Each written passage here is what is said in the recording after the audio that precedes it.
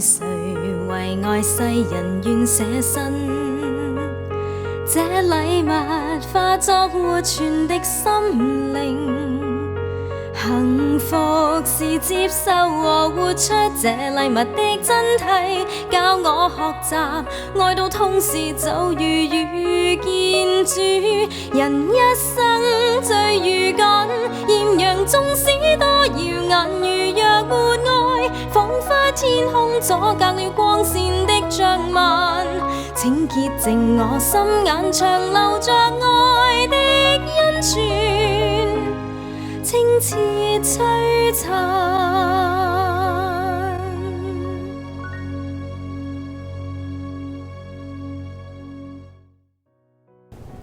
歡迎大家收睇《愛常傳》。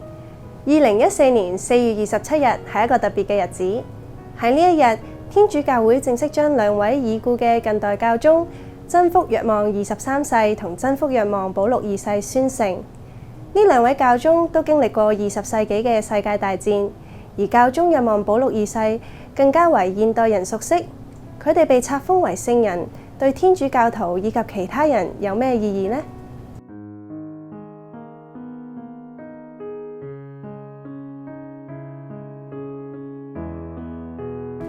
教宗若望23世於1958年就任教宗，佢在任嘅時間雖然只有短短5年，但深得群眾歡迎，更得到善良嘅教宗呢個美譽。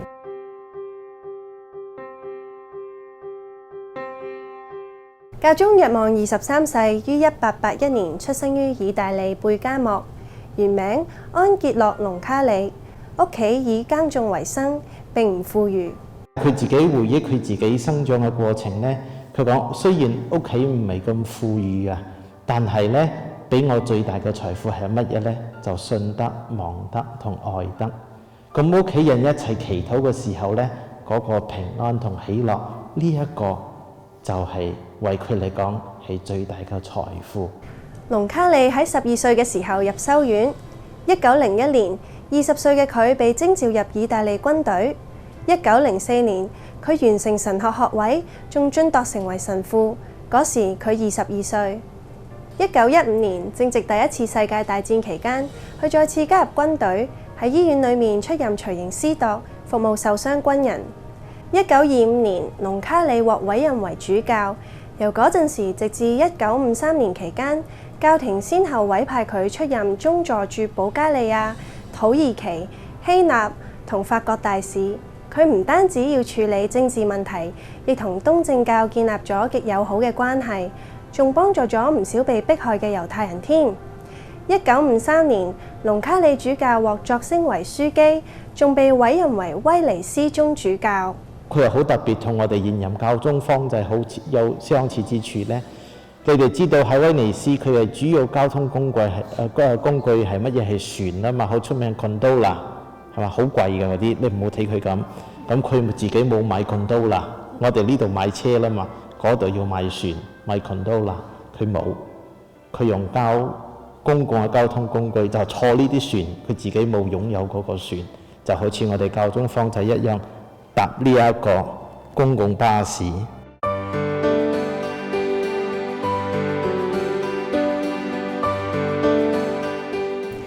1958年10月28日，當時已經77歲嘅隆卡里樞機接任庇護12世成為教宗，取名號若望23世。喺同一年嘅聖誕節，佢去到醫院探訪患病嘅小朋友。第二日又去羅馬監獄探望囚犯。佢嘅和藹可親，仲被一啲細路仔誤會佢係聖誕老人添。1959年1月，上任3個月嘅若望23世宣布召開第2次梵蒂岡大公會議，簡稱梵二。呢次大公會議嘅目的係要革新教會，重視當代文化嘅優點，從而更加有效咁傳揚福音。會議正式喺1962年10月11日展開。呢次大公會議對天主教會有極深遠嘅影響，其中重要嘅一環係禮儀。如果老一輩嘅教友就知道啦，以前呢就強調我同天主嘅關係，所以神父做彌撒嘅時候呢係背對教友嘅，咁嗰個祭台呢係靠住嗰個牆㗎，咁啊神父就咁啊大家一齊祈禱，向天主祈禱。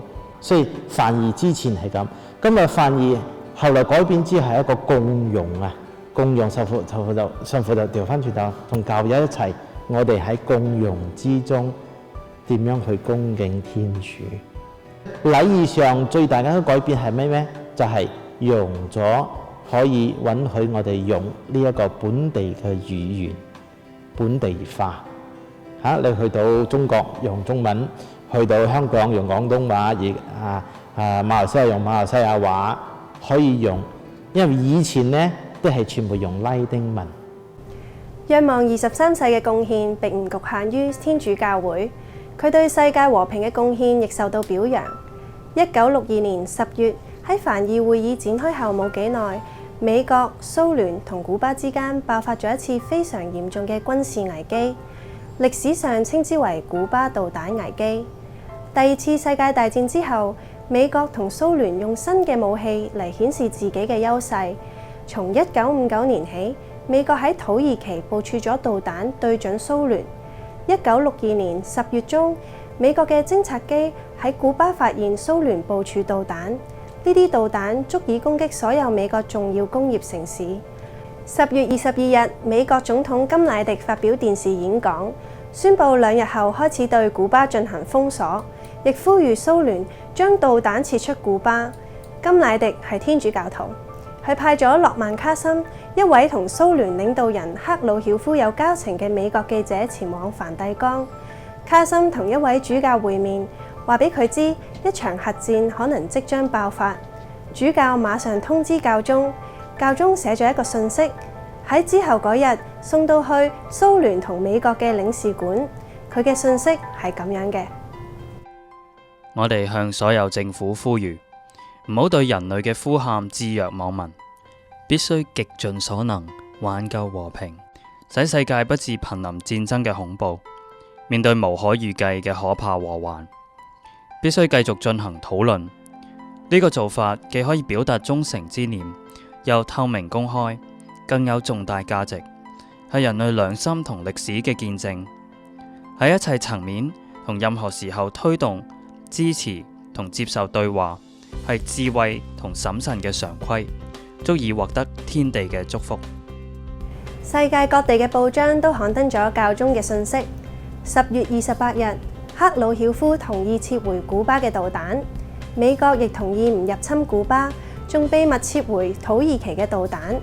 危機結束，外界一般認為呢一次嘅事件得以和平解決，若望23世嘅調停起咗一定嘅作用。同年12月，佢被美國時代雜誌選為風雲人物，係首位獲選嘅教宗。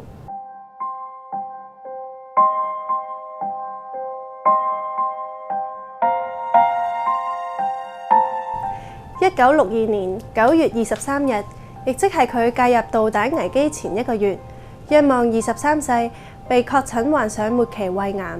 佢冇即時公開病情，喺之後嗰幾個月，佢嘅胃間歇性出血，身體日漸虛弱。雖然係咁，喺1963年4月，佢發表咗《和平在世通諭》。通諭嘅對象唔單止係天主教徒，而係對所有向善嘅人作出呼籲。一切有心向善嘅人都任重道遠，就係要按照天主制定嘅秩序喺世上實現真正嘅和平。呢個係責無旁貸嘅本分，係愛嘅要求。1963年5月11日，佢接受意大利總統頒授國際巴爾讚獎，表揚佢對和平嘅貢獻。嗰日係佢最後一次公開露面。6月3日，教宗若望23世回歸天父嘅懷抱，享年81歲。而喺15年後，第264任教宗若望保祿2世上任，令教會同現今世界關係更加密切。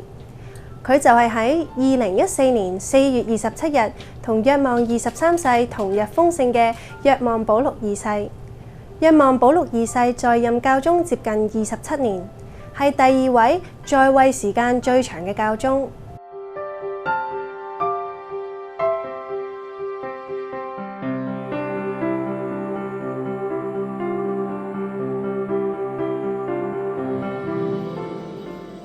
教宗若望保祿二世於1920年出生於波蘭南部一個天主教家庭，原名卡路華迪拉。佢係屋企裏面最細嘅，有一位大佢15年嘅哥哥，同一位喺嬰兒時期夭折嘅姐姐。喺華迪拉9歲嘅時候，佢媽媽不幸難產而死。3年後，佢嗰位已經成為醫生嘅哥哥，因為照顧病人而染病過身，淨係得返佢同爸爸相依為命。1938年，佢哋移居到波蘭首都克拉科夫。華迪拉喺嗰度嘅大學修讀語言學同戲劇。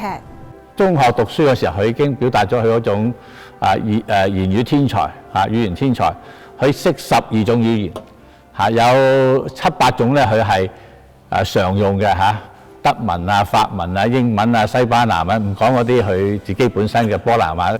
1939年，納粹德軍佔領咗波蘭，將所有大學關閉，佢被迫結束學業。喺嗰段時期，納粹德軍規定所有男丁都必須做勞力工作，亦因為咁，佢曾經喺採石場同化工廠度工作過。2年後，佢爸爸亦都過身啦。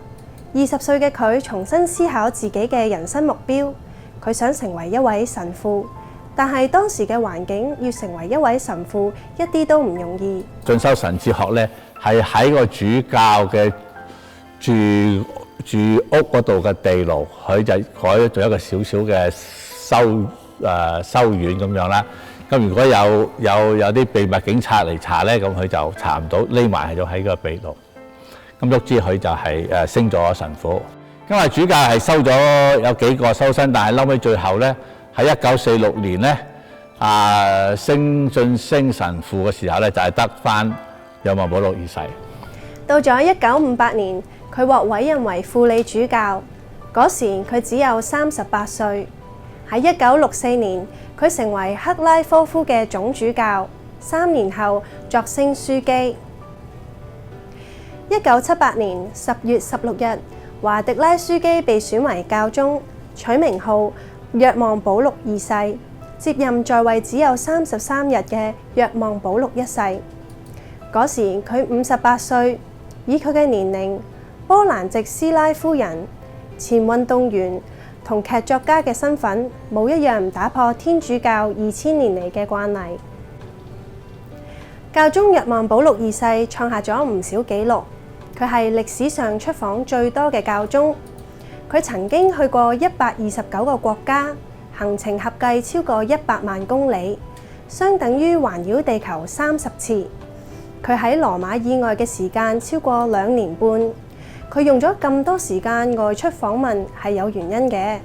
梵二之前啲教宗咧，有唔知100幾廿年咧，都冇出過去，都係坐喺梵蒂岡。所以若望保祿二世有句説話，佢話咧教宗咧唔應該做咗梵蒂岡嘅囚犯，係應該出去嘅。佢話咧每一個人，無論佢係信咗教定係唔信教、未信教嘅咧，佢都係耶穌基督嘅聖體櫃。佢話我哋坐喺度咧，我哋冇法子去認識人，冇法子將我哋嘅信仰係傳播出去。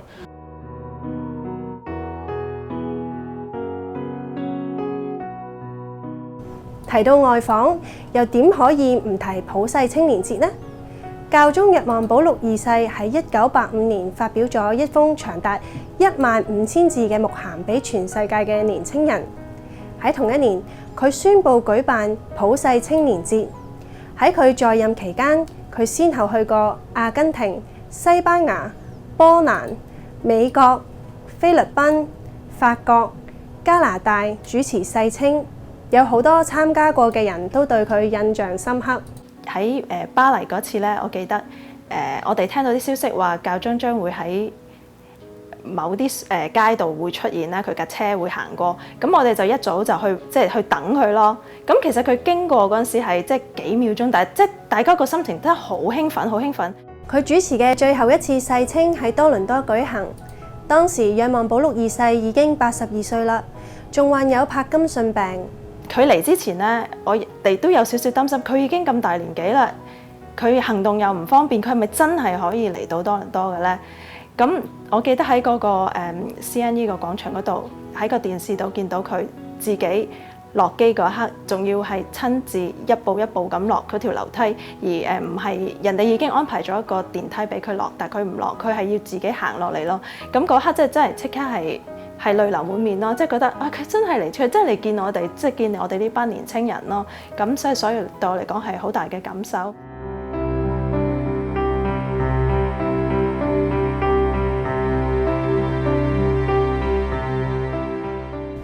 若望保祿二世在任期間，努力捍衛人類生命嘅尊嚴。佢唔單止用言語、用文字去表達呢個信息，當佢走到生命嘅盡頭，佢仍然堅持勇敢面對病魔同死亡。佢毫無保留咁將自己臨終前最軟弱無助嘅一面呈現喺世人眼前，正正俾大家睇到何謂人性嘅尊嚴同生命嘅價值。2005年4月2日，教宗若望保祿二世病逝，享年84歲。佢離世嗰日係救主慈悲主日前夕。若望保祿二世生前致力將救主耶穌慈悲嘅信息傳遍世界，佢將傳揚呢個信息視為天主交俾佢嘅特別任務。救主慈悲源自波蘭籍富天拿修女嘅一個神視，喺神視當中，佢見到身穿白衣嘅耶穌。佢嘅雙手同雙腳都有釘傷，佢嘅心射出一道紅光同一道白光。耶穌話俾富天拿修女聽，紅光同白光代表佢聖心流出嘅血同水，血代表佢喺十字架上嘅犧牲，而水代表聖洗聖事。耶穌仲吩咐富天拿修女，請人將佢所見嘅影像畫落嚟，仲要喺畫像下面加一句：耶穌，我信賴你。若望保祿二世認為救主慈悲嘅信息能夠為世界帶嚟希望。佢認為相信喺十字架上嘅耶穌就係相信世界有愛，而呢份愛勝過任何個人甚至全世界嘅邪惡。相信呢份愛就係相信仁慈。2000年4月30日，若望保祿二世將富天拿修女冊封為聖人。